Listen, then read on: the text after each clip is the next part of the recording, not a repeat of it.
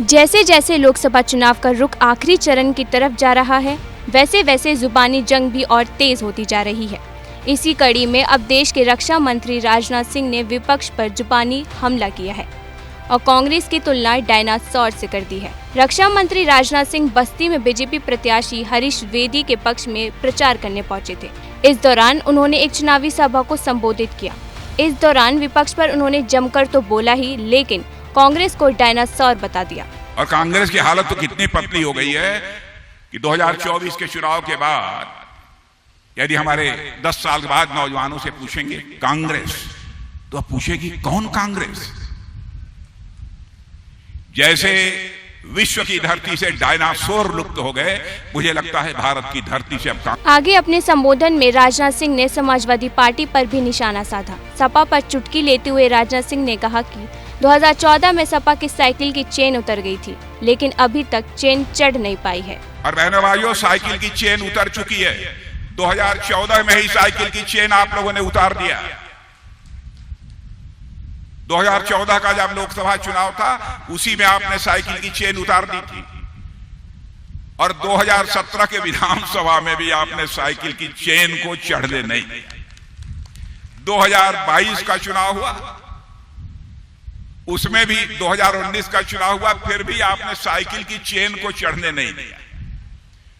2022 का विधानसभा का चुनाव हुआ, उसमें भी आपने नहीं चढ़ने दिया।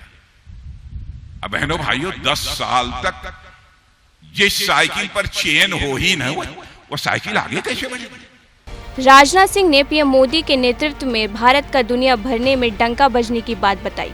कहा, आज जब अंतर्राष्ट्रीय मंचों पर भारत बोलता है तो सारी दुनिया सुनती है, कान खोलकर, लेकिन पहले कोई नहीं सुनता था। 10 साल पहले वो हालात हमने देखे जब भारत के किसी नेता को बोलने का समय होता है तो दुनिया के बहुत सारे कहते हैं भारत बोल रहा है, चलो चाय वगैरह लेने के बाद, नाश्ता वास्ता करने के बाद फिर मीटिंग है। अरे भारत के बारे में यह भारत एक कमजोर भारत माना जाता, भारत एक गरीब भारत माना जाता। लेकिन कहे भाइयों, आपका सीना चौड़ा होना चाहिए। आज यदि भारत अंतर्राष्ट्रीय मंचों पर कुछ बोलता है, सारी दुनिया कान खोलकर सुनती है भारत बोल क्या रहा है।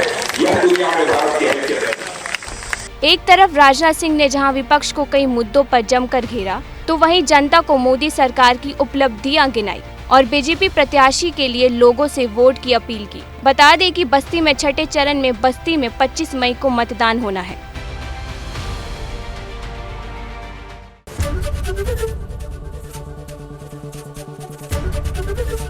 एबीपी गंगा, खबर आपकी, जुबान आपकी।